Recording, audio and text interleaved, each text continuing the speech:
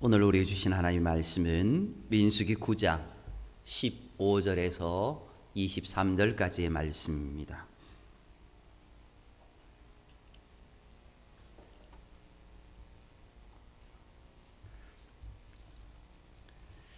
민수기 9장 15절에서 23절까지의 말씀,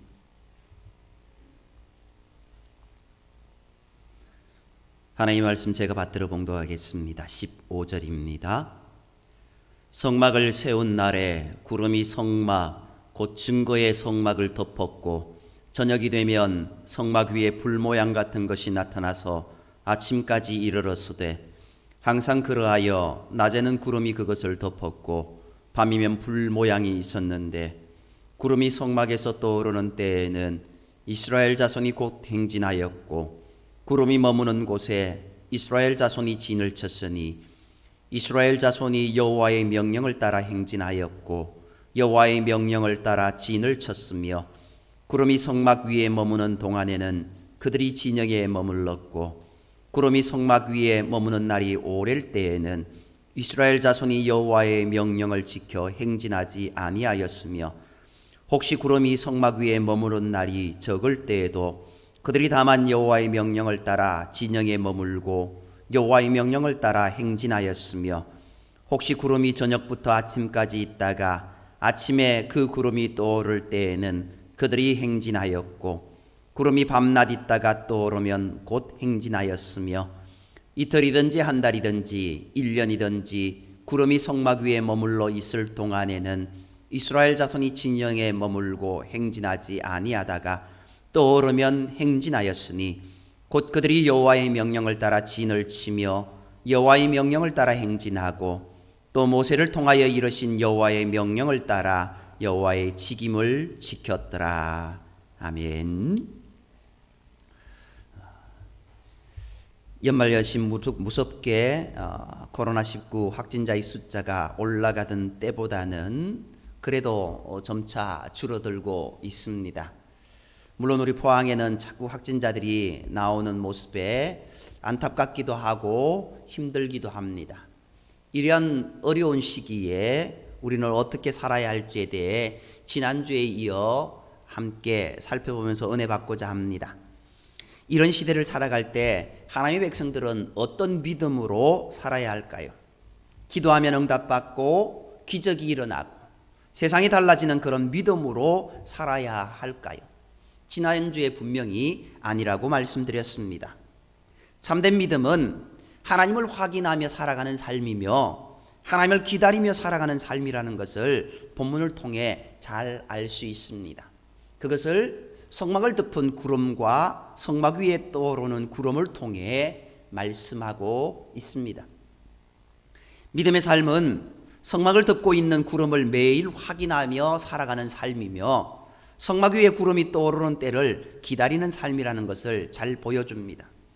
그래서 어떤 암담한 상황이라도 하나님이 절대 나를 버리지 않으셨고 지금도 나와 함께 계심을 확인하며 살아가는 삶, 하나님을 기다리며 살아가는 삶, 하나님이 인도하신 대로 살아가는 삶이 바로 참된 믿음의 삶입니다. 또한 어떤 힘겨운 상황을 만나도 절대 절망하지 않고 하나님을 기다리며 믿음으로 견뎌내며 이겨내는 삶을 살아가는 것이 참된 믿음 있는 삶이라는 것을 잘 보여줍니다. 오늘 말씀을 통해 우리 모두 하나님이 원하시는 참된 믿음으로 굳게 무장하여서 매일 하나님을 바라보며 하나님을 확인하며 믿음으로 하나님의 때를 기다리면서 중간에 절대 절망하지 않고 끝까지 하나님의 사람답게 인내하며 온전히 믿음의 삶을 이루어 나가는 저와 여러분이 되기를 간절히 소망합니다. 지난 시간에 그 첫 번째로 이 코로나 시대에 우리는 어떠한 믿음으로 살아야 될까에 대해 날마다 하나님이 나와 함께 하심을 확인하는 삶을 살아야 된다라고 말씀드렸습니다. 그러면서 본문의 이스라엘 백성들이 매일 일어나서 하나님께서 그들과 함께 하신다는 사실을 구름 기둥과 불 기둥을 보면서 확인하며 살았고 그들은 성막을 바라보면서 언제든지 이 구름 기둥과 불 기둥이 함께 하고 있음을 확인할 수 있었다라고 말씀드렸습니다. 그런데 그들의 모습 속에는 이러한 하나님의 함께 하심을 볼 수 있었지만 하나님을 보는 것이 아니라 상황만 바라보면서 불평의 연속으로 살아갔습니다. 하나님만 바라보면 되는데 그렇게 하지 못했다라는 겁니다. 그래서 우리는 어떤가? 우리는 항상 주님을 바라보며 날 위해 지신 십자가, 주님의 십자가를 바라보며 살아갈 때 그때 가장 하나님의 함께 하심을 확인할 수 있다는 것. 그 옛날 구름기둥과 불기둥으로 함께 하셨던 하나님, 정말 우리와 함께 하심을 우리 또한 깨달아야 될 것이고, 우리를 위해 십자가 지신 그 주님의 은혜를 기억하면서 세상 끝날까지 나와 함께 하시겠다는 그 약속의 말씀을 믿음으로 고백하며 우리가 나아가야 될 줄 믿습니다.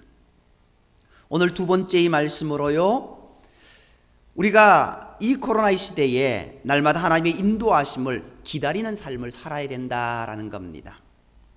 오늘 17절 말씀에 보면은요, 구름이 성막에서 떠오르는 때에는 이스라엘 자손이 곧 행진하였고 구름이 머무는 곳에 이스라엘 자손이 진을 쳤다라고 말씀하고 있습니다. 여기에서 이 한 절뿐만 아니라 오늘 계속되어지는 말씀을 보면은요, 계속되어지는 반복되어지는 단어가 그리고 문장이 있습니다.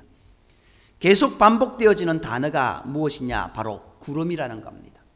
오늘 우리가 함께 읽은 본문에 11번이나 반복됩니다. 그만큼 구름이 중요한 의미를 가지고 있다라는 겁니다. 그러면 이 구름의 의미는 어떤 의미가 있을까요? 이 구름은 본문 앞에서는 하나님의 임재를 상징하는 의미를 가졌습니다. 이스라엘 백성들이 성막을 다 지은 이후에 하나님의 영광의 구름이 빽빽하게 그들을 둘러쌌던 모습들처럼, 솔로몬 성전을 지은 이후에 여호와의 셰키나의 영광, 하나님의 영광의 구름이 그 가운데 가득 찼던 모습들처럼 이것은 하나님의 임재를 상징하는 의미를 가졌습니다. 그런데 오늘 본문에 나오는 이 구름의 의미는 하나님의 인도하심을 나타내는 의미를 가지고 있다라는 겁니다. 여기에 구름이 성막에서 떠오를 때는 이스라엘 자손이 곧 행진하였고, 그리고 그것이 머무를 때에는 함께 이스라엘 백성들이 그곳에 머물렀다라고 이야기하고 있습니다. 이스라엘 자손이 곧 행진하였다라는 이 말씀의 원뜻은요, 모든 백성들이 감지할 수 있도록 구름이 서서히 떠올랐다라는 것을 보여줍니다. 이때 그들은 어떻게 했습니까? 곧 행진했다라고 말씀하고 있죠. 이 곧이라는 말, 쉽게 이해할 수 있는 말이죠. 즉시라는 말입니다. 구름이 떠오르면은 모든 일을 중단하고 즉시 장막을 걷고 출발했다라는 겁니다. 잠시만요, 나 귀한 것, 정말 이게 내가 하지 못했던 것 있는데 이것만 하고 떠나야 되지 않겠습니까? 라고 이야기하는 것, 어불성설이라는 겁니다. 잠시만요라는 것은 없습니다. 모든 것을 중단하고 길을 나서야 하는 겁니다. 그리고 구름이 머무는 곳에 이스라엘 자손이 진을 쳤다라고 말합니다. 이것은 구름이 떠오른 뒤에 이스라엘 앞서 행하며 백성들과 함께 움직였다라는 겁니다. 그런데 이렇게 구름이 앞서 방향을 제시하다가 멈추면 이스라엘 백성들도 거기 멈춰서 진을 치고 구름이 다시 떠오를 때까지 기다렸다라는 뜻입니다. 오늘 이 구름이라는 단어, 그 다음에 또 중요한 문장이 하나 나옵니다. 18절 말씀을 보면요, 이렇게 이야기하고 있습니다. 이스라엘 자손이 여호와의 명령을 따라 행진하였고 여호와의 명령을 따라 진을 쳤으며 구름이 성막 위에 머무는 동안에는 그들이 진영에 머물렀고 라고 말씀하고 있습니다. 여기 보면은요, 반복되어지는 말이 있습니다. 여호와의 명령을 따라 라고 되어 있습니다. 이스라엘 자손이 왜 구름이 떠오르면 행진하고 구름이 멈추면 멈추었습니까? 바로 여호와의 명령이었기 때문입니다. 다시 말씀드리면 구름을 따라 움직이는 것이 바로 하나님의 방법이 있기 때문에 그대로 순종했다라는 뜻입니다. 19절 말씀에도요, 구름이 성막 위에 머무는 날이 오랠 때에는 이스라엘 자손이 여호와의 명령을 지켜 행진하지 아니하였으며, 여기서도 이스라엘 자손이 여호와의 명령을 지켜라고 말씀합니다. 어떤 때는 구름이 성막 위에 머무는 날이 오랫동안 지속될 때가 있었습니다. 그런 때에도 이스라엘 자손은 절대 성급하게 출발하지 않았다라는 겁니다. 왜 그렇게 했습니까? 여호와의 명령을 지켜 행하는 삶을 살아가기 위함이었습니다. 20절 말씀에도 이렇게 이야기합니다. 혹시 구름이 성막 위에 머무는 날이 적을 때에도 그들이 다만 여호와의 명령을 따라 진영에 머물고 여호와의 명령을 따라 행진하였으며 라고 말씀하고 있습니다. 어떤 날은 구름이 성막 위에 머문 날이 적을 때도 있었습니다. 아마 이때에는 이스라엘 백성들 조금 짜증이 났을 수도 있을 것 같습니다. 성막을 다시 조립하고 해체하는 것도 힘든 일이고, 또한 각자 자기 장막을 다시 걷고 출발해야 했기 때문입니다. 그래도 그들은 여호와의 명령을 따라 그대로 순종하는 것을 볼 수 있습니다. 근데 21절 보면요, 더합니다. 혹시 구름이 저녁부터 아침까지 있다가 아침에 그 구름이 떠오를 때에는 그들이 행진하였고, 구름이 밤낮 있다가 떠오르면 곧 행진하였으며 라고 말씀하고 있습니다. 어떤 말씀입니까?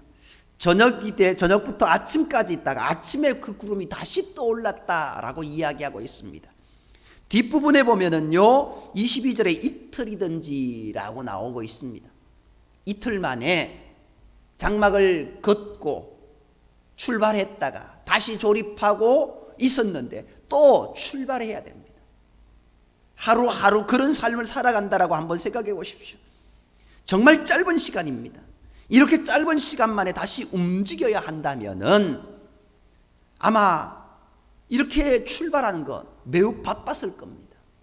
아니, 그들의 입장에서 우리 입장이었다면 어떻게 이야기하시겠습니까? 하나님 지금 장난하십니까? 그렇게 이야기하는 사람 분명히 있었을 겁니다. 그런데도 그들은 어떻게 했다라고요? 여호와의 명령을 따라 행진했다라고 말씀하고 있습니다. 22절 보면은요, 이틀이든지 한 달이든지 1년이든지 구름이 성막 위에 머물러 있을 동안에는 이스라엘 자손이 진영에 머물고 행진하지 아니하다가 떠오르면 행진하였다라고 말씀하고 있습니다. 이때도 조금도 서두르지 않고 구름이 떠오르기를 기다려야 했습니다. 아무리 오랜 시간 동안 하나님의 사인을 안 주셔도 절대 조급하게 나서지 않고 끝까지 하나님의 뜻을 기다려야 했다라는 겁니다. 이제 그들이 이렇게 했던 중요한 이유를 23절에서 말씀합니다. 이것도 앞부분의 말씀의 대풀이입니다. 곧 그들이 여호와의 명령을 따라 진을 치며 여호와의 명령을 따라 행진하고 또 모세를 통하여 이르신 여호와의 명령을 따라 여호와의 직임을 지켰더라라고 말씀하고 있습니다. 이 한 절 말씀에 여호와의 명령을 따라라는 말씀이 3번이나 반복되어 있습니다. 이것은 우리의 인생이 오직 하나님의 방법을 따라 살아야 한다는 것을 잘 보여주고 있는 것입니다. 하나님의 방법을 떠나 인간적인 계산과 방법으로 살아서는 안 된다라는 겁니다. 오늘 본문은 광야와 같은 인생길을 걸어갈 때 가장 중요한 원칙이 무엇인지를 우리에게 잘 보여주고 있습니다. 그것은 하나님의 명령을 따라 순종하며 살아가는 삶입니다. 어떤 하나님의 명령입니까? 바로 하나님의 방법에 순종하는 것입니다. 구름을 따라 움직이는 것은 어떻게 보면은 정말 미련한 방법처럼 여겨집니다. 어떤 날은 하루 만에 다시 텐트를 걷고 출발해야 했고, 어떤 날은 몇 달이고 1년이고 마냥 기다려야 했습니다. 광야 40여 년 동안 그들이 이런 삶을 살아갔던 겁니다.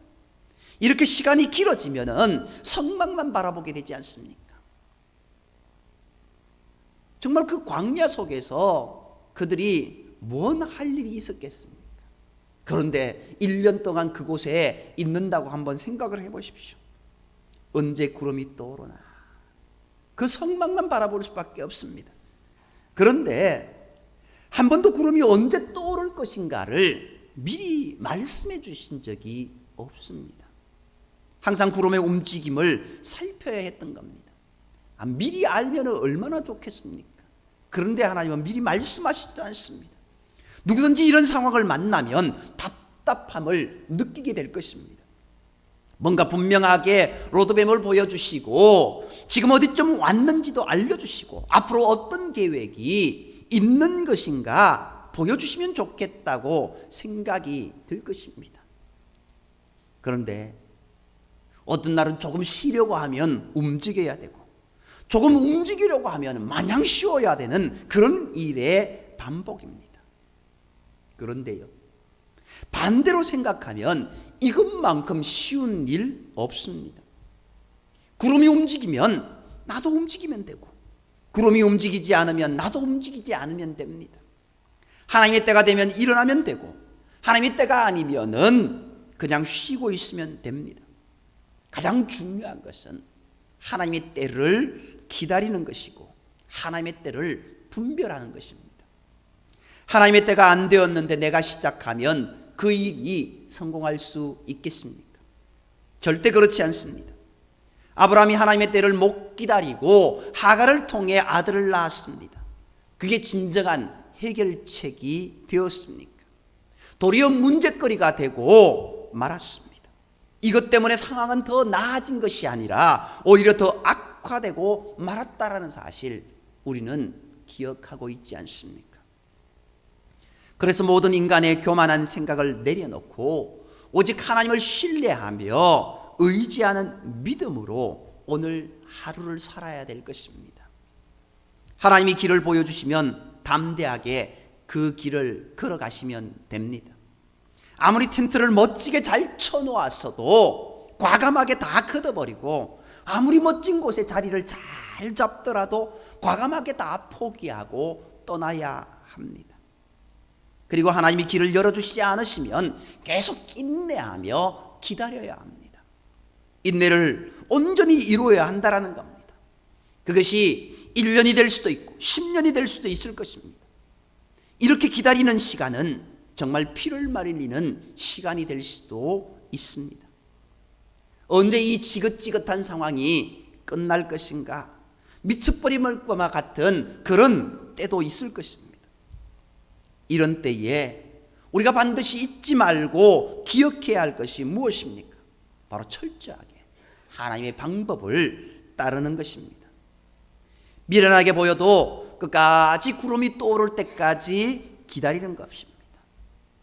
이스라엘 백성들은 다른 계획을 세울 필요가 없었습니다. 다른 방법을 동원하여 새로운 길을 개척하며 나아갈 필요가 없었습니다. 구름이 떠오를 때까지 기다리는 것이 그들이 해야 할 일의 전부였습니다. 왜 그렇게 했습니까? 바로 이것이 하나님의 방법이었기 때문입니다. 그것을 오늘 말씀은 여호와의 명령을 따라라고 말씀하고 있는 겁니다. 우리가 하나님의 방법을 끝까지 붙잡으면 하나님은 반드시 우리에게 성공적인 인생을 허락해 주신다는 것입니다. 지난주일 IMF 시대가 시작되었을 때 불렀던 주만 바라볼지라 그것을 우리가 불렀습니다. 그런데 과연 요즘 우리가 불러야 할 찬양이 무엇일까요? 아마 이 노래이지 않겠습니까? 그것이 바로 은혜 아니면 살아갈 수 없다라는 찬양입니다. 크신 계획 다 볼 수도 없고 작은 고난에 지쳐있는 지금 이 시대 우리의 모습을 고백하고 있지 않습니까? 그러나 우리의 삶이 죽게 묶여 있으면 어떤 어려운 시대를 만나고 딸지라도 버티고 견디게 해주신다라는 고백이 담긴 찬양입니다. 정말 포기하고 싶은 암담한 상황을 만나도 하나님이 나를 붙들어 주시면 절대 포기하지 않고 구름이 떠오를 때까지 하나님의 방법으로 하나님을 기다리는 삶을 살아갈 수 있음을 고백하고 있는 것입니다.